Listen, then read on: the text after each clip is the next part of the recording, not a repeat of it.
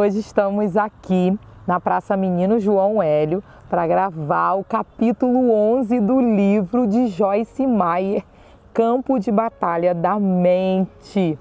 No capítulo 10, nós falamos sobre mente confusa.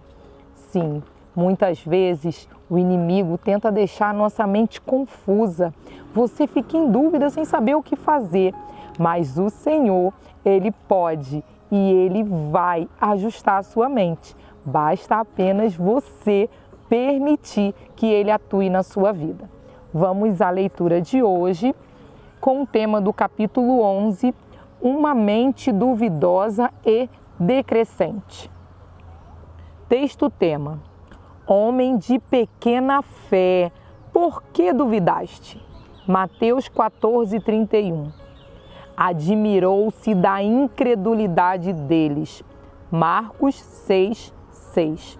Geralmente, falamos sobre dúvida e descrença juntas, como se elas fossem a mesma coisa. Na verdade, embora elas possam estar ligadas, as duas são coisas muito diferentes. O dicionário expositivo das palavras do Novo Testamento define duvidar na forma de verbo, como estar em dois caminhos, implicando incerteza em qual deles seguir. Dito de crentes cuja fé é pequena. Estar ansioso por causa de um estado distraído da mente, oscilando entre esperança e medo. O mesmo dicionário assinala que uma das duas palavras gregas traduzidas como descrença é sempre traduzida como desobediência.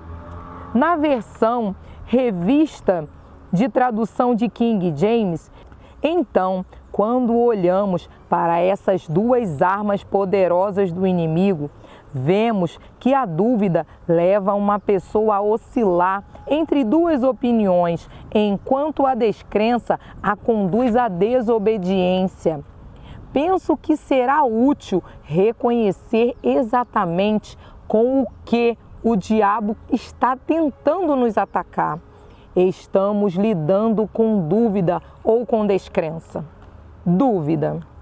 Até quando cocheareis entre dois pensamentos? 1 Reis 18:21. Ouvi uma história que lançará luz sobre a dúvida. Havia um homem que estava doente e que estava confessando a palavra sobre o seu corpo, repetindo versículos de cura e crendo que sua cura se manifestaria. Enquanto fazia isso, era intermitentemente atacado por pensamentos de dúvidas. Após ter atravessado um tempo difícil e começando a ficar desencorajado, Deus abriu-lhe os olhos para o mundo espiritual. Isso foi o que ele viu, um demônio dizendo-lhe mentiras, dizendo-lhe que ele não seria curado e que confessar a palavra não iria funcionar. Mas ele também viu que cada vez que ele confessava a palavra, saía a luz da sua boca como uma espada e o demônio se acovardava e recuava. Quando Deus lhe mostrou essa visão, o homem então entendeu por que era tão importante repetir a palavra. Ele viu que realmente tinha fé e, por causa disso, o demônio o estava atacando com a dúvida. A dúvida não é algo que Deus coloca em nós. A Bíblia diz que dá a cada homem uma medida de fé. Romanos 12:3. Deus colocou a fé em nosso coração, mas o diabo tenta anular a nossa fé, atacando-nos com a dúvida. A dúvida vem em forma de pensamentos que estão em oposição à palavra de Deus. Por isso, é tão importante que conheçamos Se conhecermos a palavra, então poderemos reconhecer quando o diabo estiver mentindo para nós. Tenha certeza de que ele nos conta mentiras para roubar o que Jesus Cristo comprou para nós por meio de sua morte e ressurreição. Dúvida e descrença. Abraão, esperando contra a esperança. Para Abraão, a razão humana para a esperança havia acabado. Creu para vir a ser pai de muitas nações, segundo lhe foi dito. Assim será a tua descendência, e sem enfraquecer na fé, embora levasse em conta o seu próprio corpo amortecido, estando como morto, sendo já de 100 anos, ou quando ele considerou a infertilidade do ventre amortecido e a idade avançada de Sara, não duvidou nem descreu por incredulidade da promessa de Deus, mas pela fé se fortaleceu, dando glória a Deus, estando plenamente convicto de que Ele era poderoso para manter sua palavra e cumprir o que prometera. Romanos 4, do 18 ao 21. Quando estou em uma batalha, sabendo o que Deus prometeu, mas mesmo assim, sendo atacada pela dúvida e descrença, gosto de ler ou meditar nessa passagem. Abraão tinha recebido a promessa de Deus de que faria com que tivesse um herdeiro do seu próprio corpo. Muitos anos vieram e se foram, e ainda não havia nenhuma criança como resultado do relacionamento de Abraão e Sara. Abraão ainda estava esperando em fé, crendo que o que Deus havia dito viria a acontecer. Enquanto ele se mantinha firme, era atacado por pensamentos de dúvida e o espírito de descrença o estava pressionando para desobedecer a Deus. A desobediência em uma situação como essa é simplesmente desistir quando Deus está nos ordenando que perseveremos. Desobediência é negligenciar a voz do Senhor ou o que quer que Deus esteja nos falando pessoalmente, não apenas transgredir os 10 mandamentos. Abraão continuou firme, ele continuou louvando e dando glória a Deus. A Bíblia afirma que, ao fazer isso, ele ficou mais forte na fé. Quando Deus nos pede para fazer alguma coisa, a fé para crer nisso ou fazer isso vem da palavra de Deus. Seria ridículo Deus esperar que fizéssemos alguma coisa sem nos dar a habilidade de crer que podemos fazê-lo. Satanás sabe quão perigosos seremos com um coração cheio de fé. Então, ele nos ataca com dúvida e descrença. Não é que não tenhamos fé, é apenas que Satanás está tentando destruir nossa fé com mentiras. Dou-lhe um exemplo. Refere-se ao tempo quando recebi meu chamado para o ministério. Era uma manhã comum como outra qualquer, exceto que tinha sido cheia do Espírito Santo 3 semanas antes. Tinha acabado de ouvir meu primeiro áudio de ensino. Era uma mensagem do pastor Ray, intitulada Passe para o Outro Lado. Estava agitada em meu coração e surpresa que alguém pudesse ensinar 1 hora inteira usando um versículo e que toda a palestra fosse interessante. Enquanto estava arrumando minha cama, subitamente senti um desejo intenso, bem no meu íntimo, de ensinar a palavra de Deus. Então a voz do Senhor veio a mim dizendo: você irá a todos os lugares e ensinará a minha palavra e terá um amplo ministério de fitas gravadas. Não haveria nenhuma razão natural para acreditar que Deus havia mesmo falado comigo, ou que poderia ou faria o que tinha acabado de ouvir. Tinha muitos problemas dentro de mim. Não teria chegado a ser um material ministerial, mas Deus escolheu as coisas fracas e tolas do mundo para confundir os sábios. 1 Coríntios 1, 27. Ele olha para o coração do homem, não para a sua carne. 1 Samuel 16, 7. Se o coração está correto, Deus pode mudar a carne. Embora não houvesse nada na área natural que indicasse que deveria acreditar, quando o desejo veio sobre mim, senti-me tão cheia de fé que poderia fazer o que o Senhor queria que fizesse. Quando Deus chama, Ele dá o desejo, a fé e a habilidade para fazer o trabalho. Mas também quero dizer-lhe que, durante os anos que passei em treinamento e em espera, o diabo me atacou regularmente com dúvida e descrença. Deus coloca sonhos e visões no coração do seu povo. Eles começam como sementinhas. Assim como uma mulher tem uma semente plantada em seu ventre quando ela está grávida, da mesma forma nós nos tornamos grávidos, figurativamente falando, com as coisas que Deus fala e promete. Durante a gravidez, Satanás trabalha arduamente para tentar fazer com que abortemos nossos sonhos. Uma das armas que ele usa é a dúvida, a outra é a descrença. Ambas trabalham contra a mente. A fé é um produto do Espírito, é uma força espiritual. O inimigo não quer que mantenhamos nossa mente em concordância com o nosso espírito. Ele sabe que se Deus colocar fé em nós para fazermos alguma coisa e se formos positivos e começarmos a crer consistentemente que realmente podemos fazê-la, então faremos um estrago considerável ao reino do mal.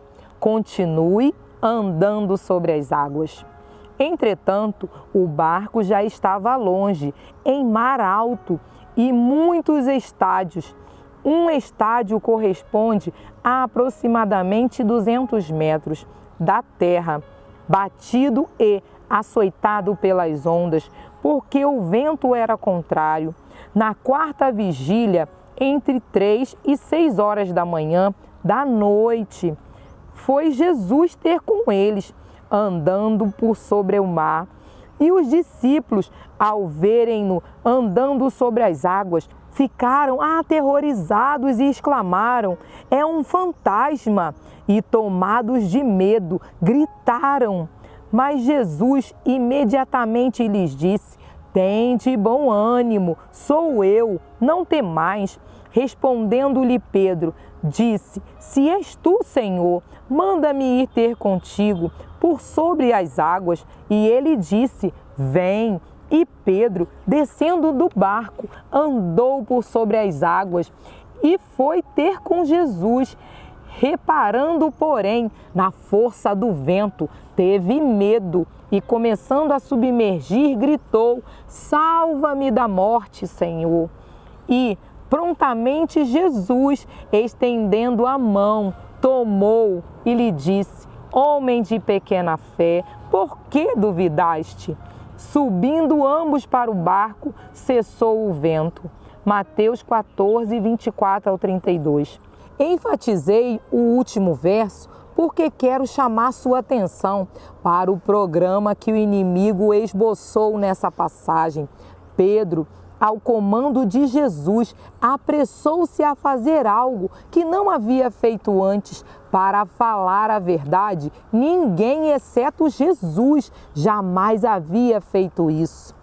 Isso demanda fé. Pedro cometeu um erro, gastou muito tempo olhando a tempestade. Ele ficou amedrontado, dúvida e descrença o assediaram e ele começou a afundar. Ele gritou para que Jesus o salvasse e Jesus o salvou. Mas observe que a tempestade cessou assim que Pedro voltou para o barco. Lembra-se de Romanos 4, 18 ao 21, quando Abraão não vacilou ao considerar sua situação impossível. Abraão conhecia as condições, mas, diferentemente de Pedro, não creio que ele pensava ou falava nisso o tempo todo. Podemos estar conscientes das nossas circunstâncias e, ainda assim, propositadamente manter nossa mente em alguma coisa que aumentará e edificará a nossa fé. É por isso que Abraão se manteve ocupado, louvando e glorificando a Deus. Glorificamos a Deus quando continuamos a fazer o que sabemos que é certo, mesmo em circunstâncias adversas. Efésios 6,14 nos ensina que em tempos de guerra espiritual devemos colocar o cinturão da verdade. Quando a tempestade vier em nossa vida, bata os pés, levante o rosto resolutamente e determine-se pelo Espírito Santo a ficar fora do barco. Muito frequentemente, a tempestade cessa assim que você desiste e engatinha de volta para um lugar de segurança e proteção. O diabo traz tempestades em sua vida para intimidá-lo. Durante uma tempestade, lembre-se de que a mente é o campo de batalha. Não tome suas decisões baseadas em seus pensamentos ou sentimentos, mas confira em seu espírito. Quando fizer isso, você encontrará a mesma visão que estava lá no começo. Nenhuma hesitação é permitida. Se, porém, algum de vós necessita de sabedoria, peça a Deus, doador, que a todos dá liberalmente e nada lhe impropera, e ser-lhe-á concedida, sem reclamar, sem reprovar ou censurar. Peça-a, porém, com fé, em nada duvidando, sem hesitação, sem inquietação, pois o que duvida, hesita e se inquieta é semelhante à onda do mar, impelida e agitada pelo vento. Verdadeiramente, não suponha esse homem que alcançará do Senhor alguma coisa que pedir. Tiago 1, do 5 ao 7. O pastor Rick conta uma história sobre como ficou confuso tentando decidir o que fazer quando ele se formou no seminário bíblico. Deus havia colocado firmemente em seu coração o desejo de voltar a St. Louis, no Missouri, e começar uma igreja local depois de sua formatura, o que ele pretendia fazer. Entretanto, quando chegou a hora de ir, ele tinha aproximadamente $50 no bolso, uma esposa, uma criança e outra a caminho. Obviamente, suas circunstâncias não eram muito boas. Em meio ao processo de tomar uma decisão, ele recebeu 2 ótimas ofertas para trabalhar com um grupo de outros ministérios, grandes e bem estabelecidos. Seu salário teria sido bom, as oportunidades ministeriais eram atrativas e, se nada mais houvesse, apenas a honra de trabalhar para qualquer desses ministérios teria animado seu ego. Quanto mais ele pensava, mais confuso ele ficava. Parece que o Senhor dúvida o estava visitando, não? Num momento ele sabia o que queria fazer e agora ele estava hesitando entre as opções. Como suas circunstâncias não favoreciam a sua volta a St. Louis, Ele estava tentado a aceitar uma das outras ofertas, mas não conseguia se sentir em paz em qualquer uma das direções. Finalmente, ele pediu conselho a um dos pastores que lhe haviam oferecido um emprego. E o homem sabiamente disse: vá para algum lugar, fique quieto e desligue a cabeça. Faça o que está em seu coração. Quando ele seguiu o conselho do pastor, descobriu rapidamente que em seu coração estava a igreja em St. Louis. Ele não sabia como poderia fazê-lo com o que tinha em mãos, mas ele seguiu em frente, obediente, e os resultados foram maravilhosos. Hoje, Rick Sheldon é o fundador e o pastor principal do Life Christian Center em St. Louis, Missouri. Atualmente, a Life Christian Center é uma igreja de aproximadamente 3.000 membros, com alcance mundial. Milhares de vidas têm sido abençoadas e transformadas ao longo dos anos por meio desse ministério. Fui pastora adjunta lá por 5 anos e meu ministério, Life in the Roads, nasceu durante esse tempo. Pense em quanto o diabo teria roubado mediante a dúvida e a descrença se o pastor Sheldon tivesse sido dirigido pela cabeça em vez de pelo coração. A dúvida é uma escolha. Cedo de manhã, ao voltar para a cidade, teve fome e, vendo uma figueira à beira do caminho, aproximou-se dela e, não tendo achado senão folhas, sabendo que na figueira os frutos aparecem ao mesmo tempo que as folhas, disse-lhe: nunca mais nasça fruto de ti. E a figueira secou imediatamente. Vendo isto, os discípulos admiraram-se grandemente e exclamaram: como secou depressa a figueira! Jesus, porém, lhe respondeu: em verdade vos digo que, se tiverdes fé, uma confiança verdadeira firme, e não duvidardes, não somente fareis o que foi feito à figueira, mas até mesmo, se a este monte dissertes: ergue-te e lança-te no mar, tal sucederá.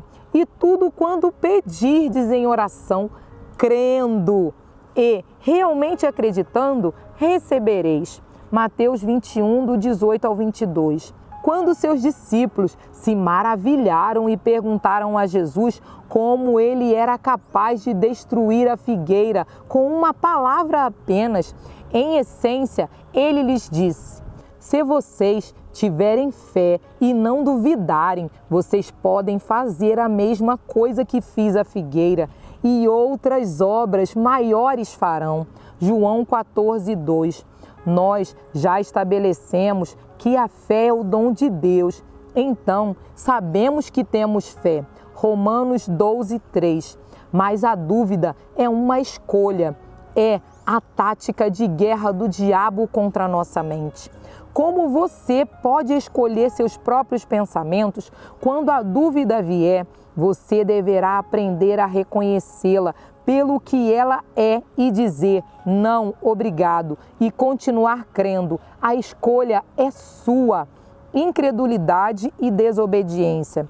E quando chegaram para junto da multidão, aproximou-se dele um homem que se ajoelhou e disse: Senhor, compadece-te de meu filho, porque é lunático e sofre muito, pois muitas vezes cai no fogo e outras muitas na água. Apresentei-o a teus discípulos, mas eles não puderam curá-lo. Jesus exclamou: ó geração incrédula e perversa, até quando estarei convosco? Até quando vos sofrerei?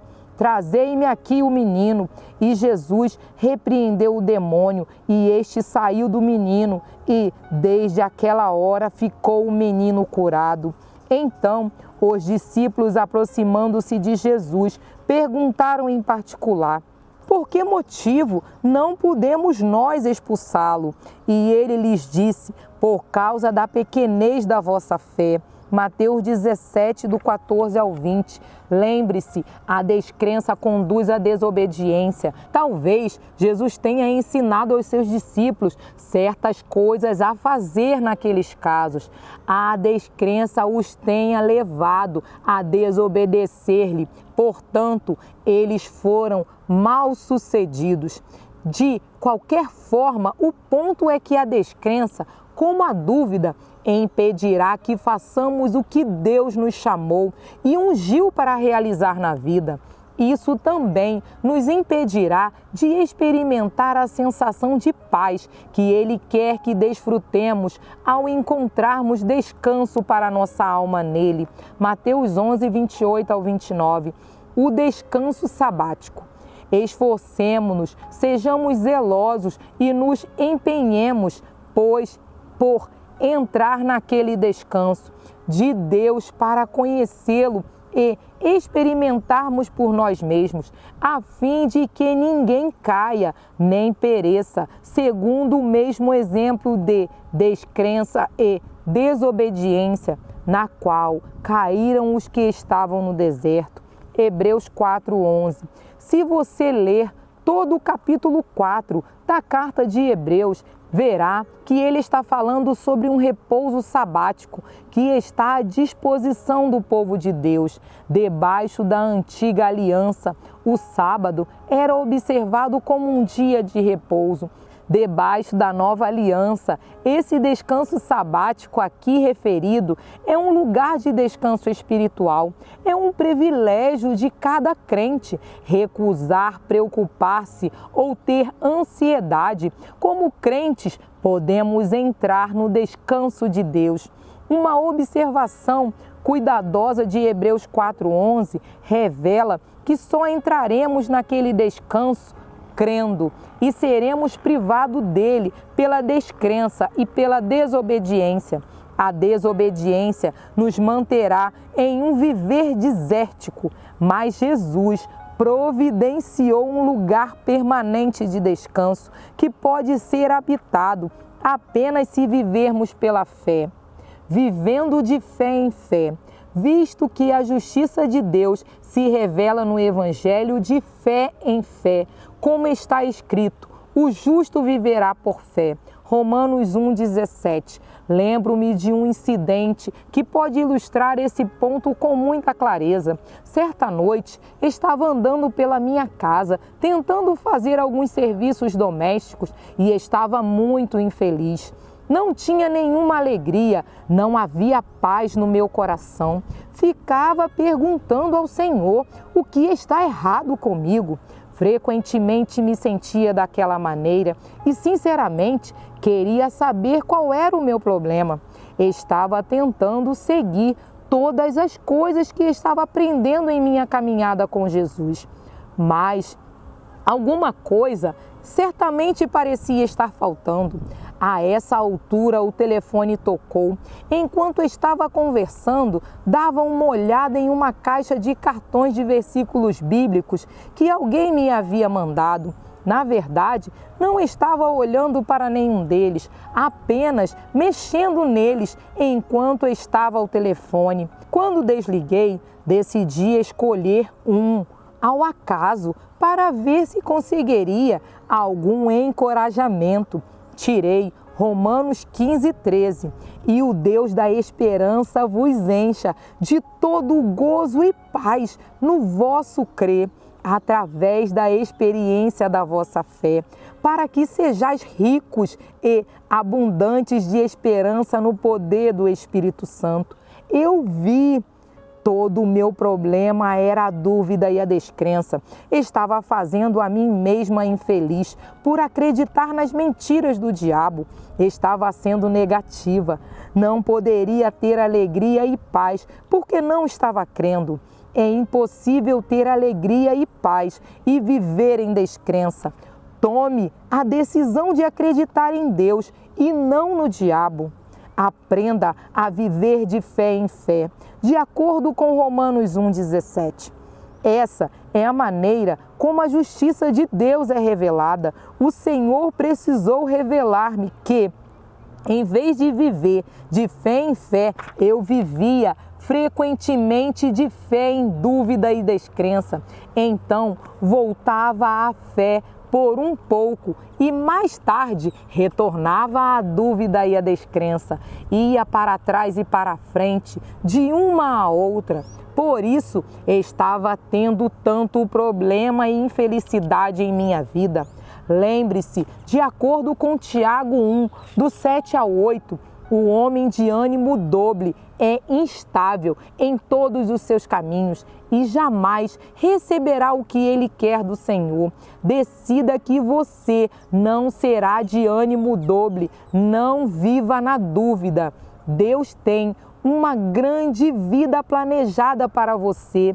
Não permita que o diabo a roube com mentiras. Em vez disso, refutai argumentos e teorias e racionalismo e toda altivez que se levante contra o verdadeiro conhecimento de Deus, levando cativo todo pensamento e propósito à obediência de Cristo, o Messias, o ungido, 2 Coríntios 5, 10.